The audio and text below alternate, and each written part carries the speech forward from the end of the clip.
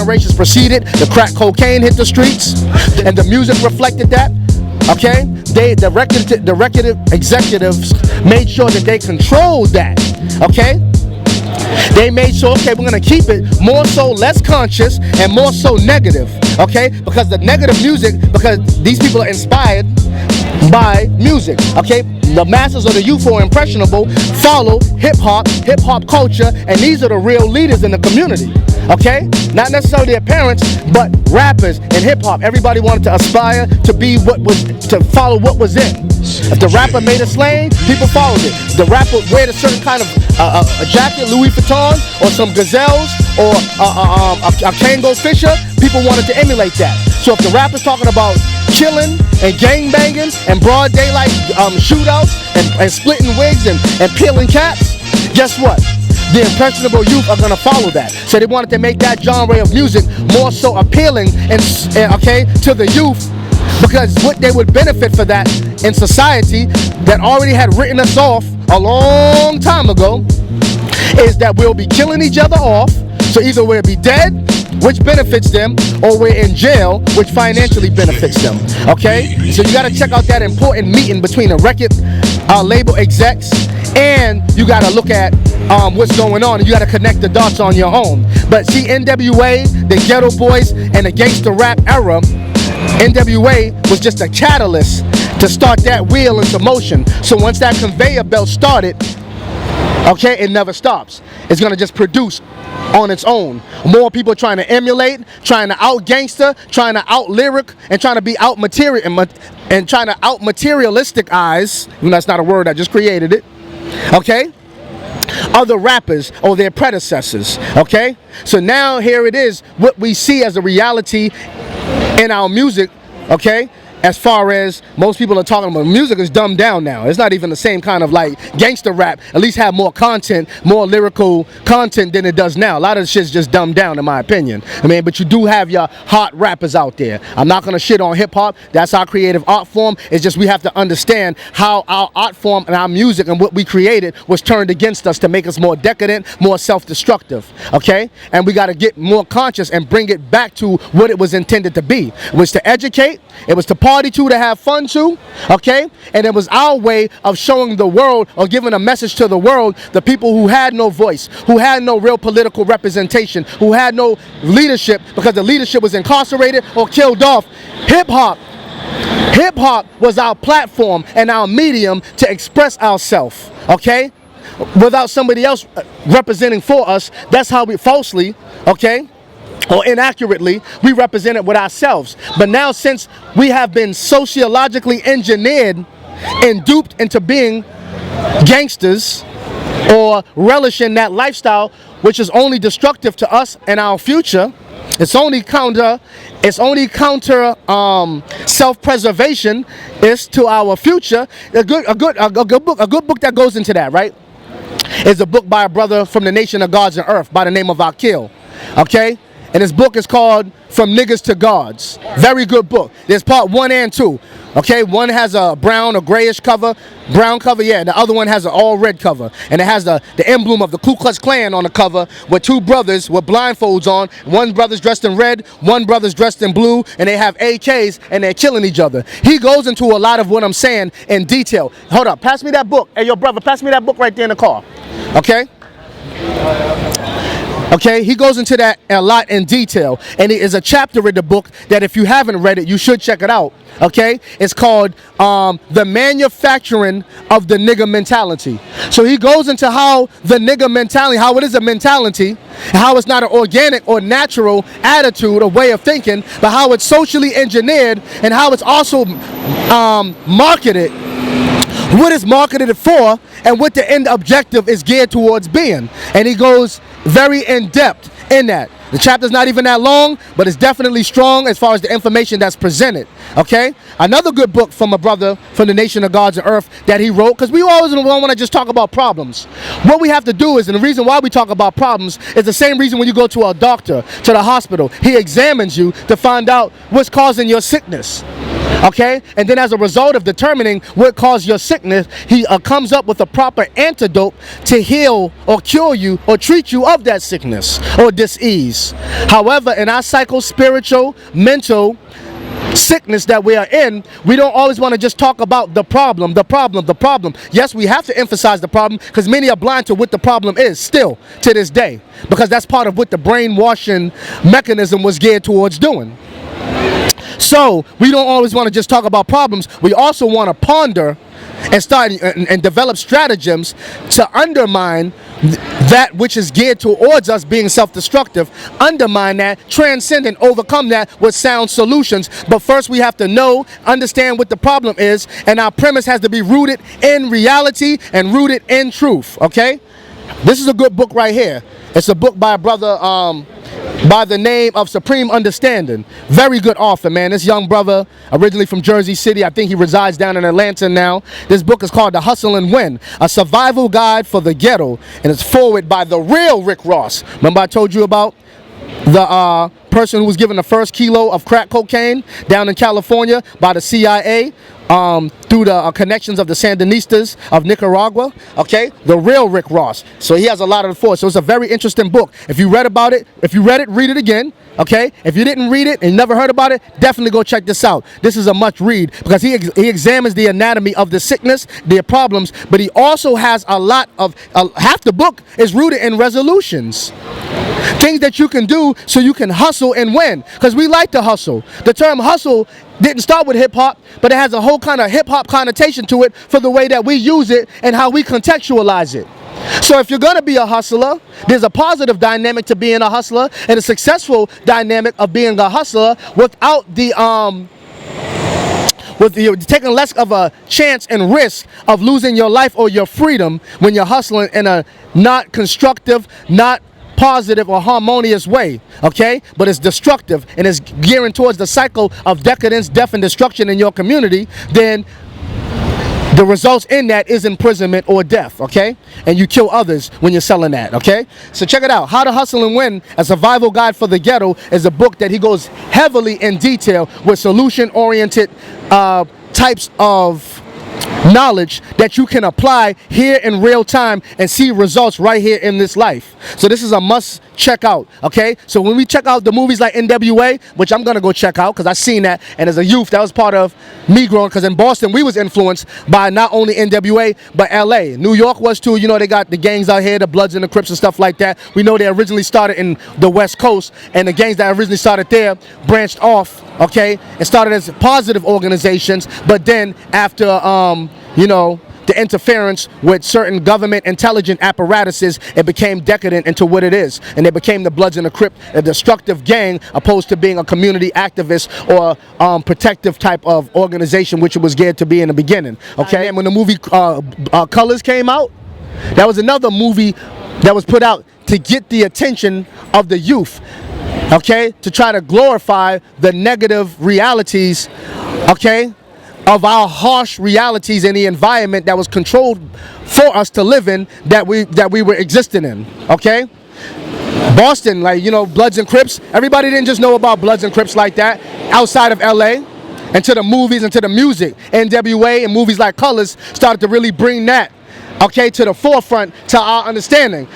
First time I've really ever heard of gangs. We already had gangs in Boston. Many other cities had gangs, crews, cliques, or posses. We had the same thing in Boston. But after the movies Colors came out and we started to get wind to what was going on in California, we was already crime elements there. There was already posses. There was already crews banging out with each other. If you was from this street, you couldn't walk down the side street. Or if this street was over here, we already had street gangs, okay? And there was already turf wars over drugs because crack cocaine was an epidemic in our community as well. But once the movie Colors and NWA came out, we took it to another level. Cats wasn't just having crews, cliques, and posses no more. Nah, it was full-fledged gangs where your block, your project, or your street was your gang. And they took on certain kind of, because the Bloods and Crips, they had red or blue. And Boston, they didn't want to seem like they was inspired by West Coast, but they didn't try to emulate as far as putting on red and blue bandanas. What we did in Boston was, okay, they took team logos from sport teams. Okay, for instance, you had Franklin Hill. It's a project in Dorchester. They had Franklin Hill Giants.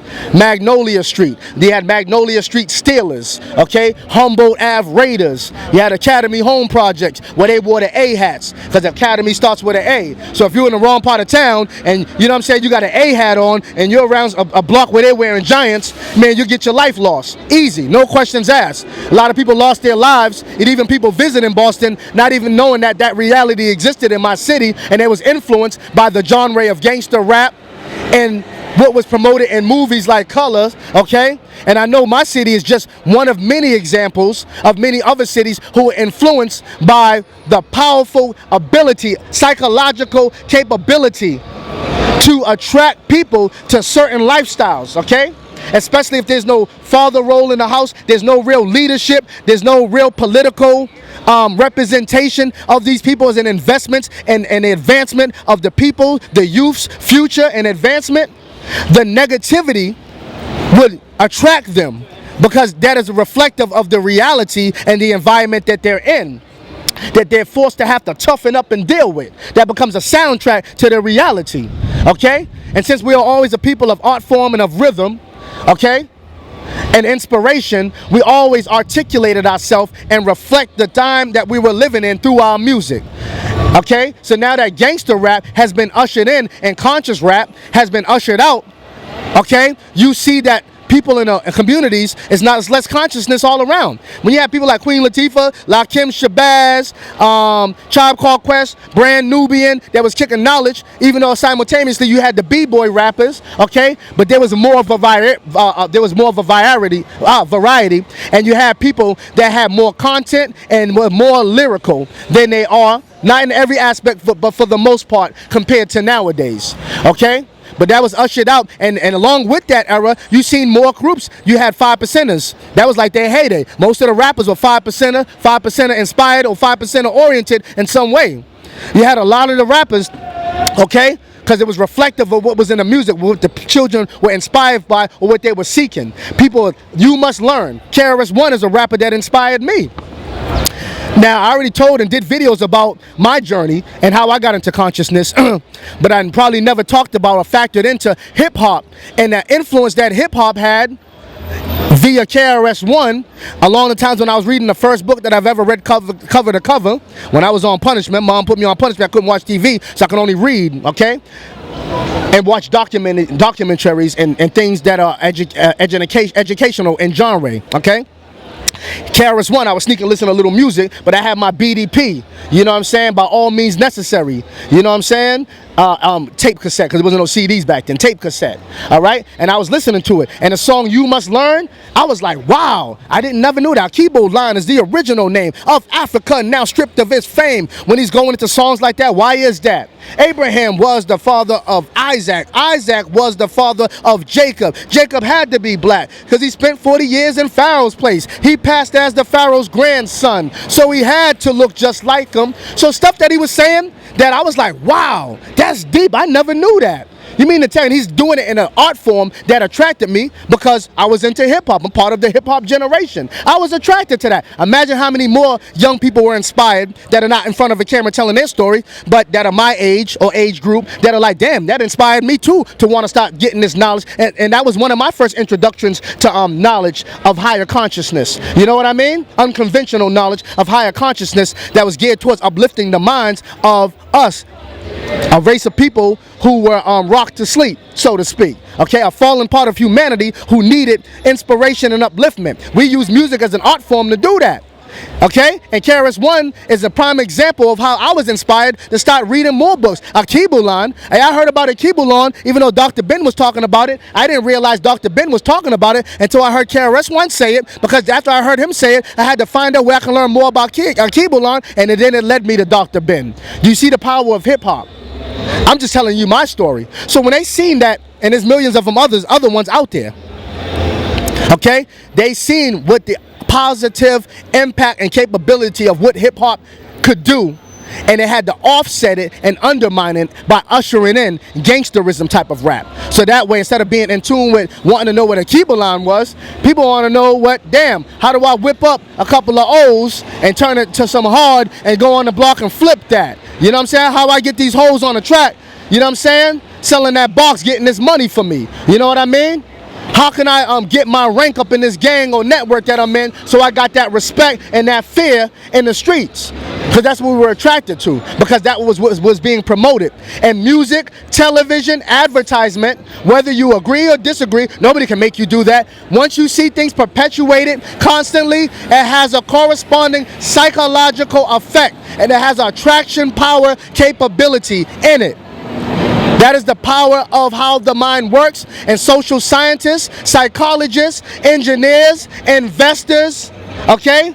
When people who already had your demise already blueprinted, said whatever these people do that can be constructive, we will infiltrate and invest in it to make it counterproductive and very destructive towards them. So we have to look at that for what it is, even as it relates to hip-hop, okay? And the genre of hip-hop that we see now, homosexuality is being promoted. And we got to watch out for that. And what am I saying? At the end all be all, we have more black millionaires than ever. Very successful black people. We don't have a sense of self-preservation attitude and a collective political identity. That, and I say political because it is. We're all different people from different tribes in Africa that are here, that are all intermingled and interwoven and part Native American, and some of us raped by the white people, so we're different complexions. But when I say political, meaning we have to come together as an item, as a unit. So since we're all different and have different ideologies, there has to be a political common thread upon which we unify upon, okay? Now, and I'm saying that, if we did do that with all the successful black people that we have now, more black millionaires than ever, but we're more degenerate and more decadent than ever. It's crazy. All the millions, but Jay-Z's doing his thing, and all those doing their thing. So I'm not just trying to look at the negative. I'm only honing in on that and highlighting that, because the negative is impacting us more than the positive that you see. The negative is more prevalent, okay, and the positive that people are doing is more elusive. So we have to highlight that which is negative. We have to basically talk about it. We have to put it in perspective. We have to dissect it so you can analyze it from different viewpoints and have an understanding of it, and then we go about talking about stratagems to counter that or to eradicate that, okay, because that is very important. We can never factor that out. There's methods to this, okay? There's no unilateral way that we're all going to do things. But what we need to start doing is investing in our own. With all the black millionaires and billionaires we got, if we had a collective, okay, kind of perspective and desire that we wanted as a common thread as a people, that we wanted to bring into fruition on a collective level, we'll have a block vote. We'll spend more, our monies will circulate. We'll have business that we patronize. We won't just be on record labels. We'll own record labels, okay? We'll own satellites, okay? And we'll be able to distribute the message. We'll own networks and labels, and we'll be able to control better what our children socially consume, okay? Because the social package that we have is geared and engineered towards making us more complacent, making us more degenerate, and dumbing us down. Because our best resource is our youth. So in order to destroy that best resource, you must attack the youth, but what the youth is attracted to. And it is music, and it is fashion, okay? So depopulation is part of the agenda that makes white supremacy be able to be a viable reality that grows and expands and brings into fruition what he calls his manifest destiny. So we have to understand that this isn't just gangster rap. This is an agenda orientation behind what we see as gangster rap. Yes, gangsterism is a reality in our communities, but we have to not just look at, like Elijah Muhammad said, branch knowledge. We got to deal with root knowledge. We got to go to why that is what it is. We got to be more scientific in our analysis of things, and more scientific in bringing about stratagems that cure, heal, or help us overcome that, okay? So all these things are relevant. We must put them in perspective. We must understand it. We must approach it, because our future is predicated on it. We have to look at that. The whole purpose and functionality of knowledge, I said it before, and I will say it again, like Dr. John Amos said, the whole purpose of knowledge is for advancement. The whole purpose of advancement is for self-preservation. That is the whole purpose why people get knowledge, pass it on to their children know it, advance it, develop it further, pass it on to their children, and they advance and the bloodline gets stronger and we become more empowered. So we have to know that there has been a counter stratagem, sociologically, politically, economically, spiritually speaking, to offset that, to generate the God in us. And we have to know and understand that. That's why we talk about these things. Having these discussions, not coming in front of a camera just to drop science on somebody and sound deep, not coming from me and for a lot of other people I know that are proponents of the messages that we bring on these venues. No, it is to get us to spark insight, thought, and to raise a new level of consciousness that is critically much needed and essential if we are to mobilize forward and to survive and to overcome. Okay, so our existence and our self-preservation is predicated upon having these dialogues, which are just frameworks, okay, and just platforms that we're having, that we have to come together collectively to build upon, to plant seeds, and then that seed has to be cultivated, nourished, and raised up so it will produce fruit. Okay, so we have to pull out the weeds and plant new seeds. That's why we take so much time and passion of energy into talking about it. It's not just to sound deep. Everything's not about a goddamn debate. Debates are necessary because we're an intelligent people, and dealing with intellect has to be tested. Okay, so therefore, to come to general consensus, these things are necessary, but it doesn't stop there. We do that to establish general consensus, and the whole purpose of doing that is what we ought to do from that point on. The purpose, I'm talking to you into this camera right now on this beautiful nice Saturday, where I can be somewhere frolicking around or doing something else or at a cookout. I'm here putting my time and energy. This is Harlem Week too. I'm putting my time and energy and investing my time and energy, okay, and getting knowledge and investing my money into buying books to make me more elevated and a more better prolific thinker, so I can come before the people with information that's more relevant and bring it to you to inspire thought, to provoke thought, and to inspire raising a whole new higher level of consciousness that is much necessarily needed in our youth. Okay, and I will keep doing that. Okay, that is a very revolutionary act. Revolution means to re-evolve. One of the most revolutionary things you can do is teach the youth, because knowledge is the blueprint before any activity that takes place comes into fruition. It has to be a thought first, and that thought has to have a spark. And then that thought has to be upgraded and advanced, and then it has to be tested, and then it has to be put into manifestation physically and tangibly. So it's just not theoretical, it is an actualization of that which we must design and build in order to advance ourselves and to preserve ourselves. Okay? Because if not doing that, you are counter-revolutionary. So this unconventional knowledge, and I say unconventional because you're not going to just learn this in a corporate educational complex. You're not going to just learn this there.